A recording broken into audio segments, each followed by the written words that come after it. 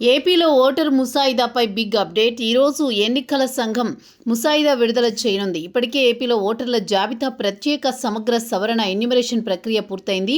క్షేత్రస్థాయి పరిశీలనలో సమాచారం లభించకపోవడంతో 44.71 లక్షల ఓట్లను ఎన్నికల సంఘం అన్కలెక్టబుల్ వర్గంలో చేర్చింది. దీంతో ఓటు ఉందో లేదో చెక్ చేసుకోవడంతో పాటు ఓటు లేని వారికి మరోసారి ఎన్నికల సంఘం అవకాశం కల్పిస్తోంది.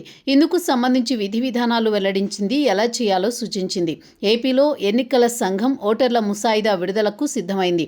కేంద్ర ఎన్నికల సంఘం అత్యంత ప్రతిష్టాత్మకంగా చేపట్టిన ఓటర్ల ప్రత్యేక సమగ్ర సర్వే ఎస్ఐఆర్ ఎన్యూమరేషన్ ప్రక్రియ ముగిసింది.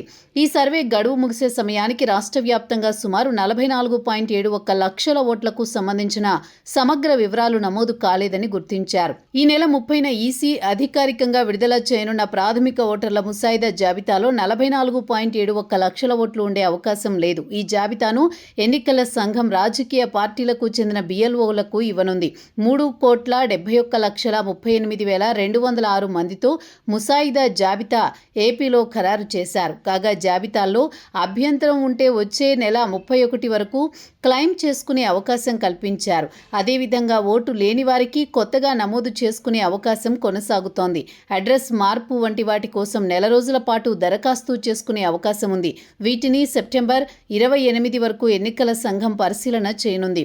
2002 ఓటర్ల లిస్టులో ఉండి మ్యాపింగ్ చేసుకోలేని వారికి నోటీసులు జారీ అవుతున్నాయి. ఆధార్ కాకుండా ఈసీ చెప్పిన 11 రకాల ధృవీకరణ పత్రాలు ఇచ్చి ఓటు నమోదు చేసుకునే అవకాశం కల్పిస్తున్నారు.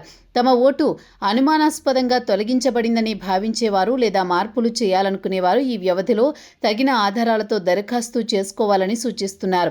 అందిన దరఖాస్తులపై ఎన్నికల అధికారులు క్షేత్రస్థాయిలో సమగ్ర విచారణ జరిపి అన్నీ సరిచూసుకున్న తర్వాత అక్టోబర్ 3న ఓటర్ల తుది జాబితా విడుదల చేయనున్నారు.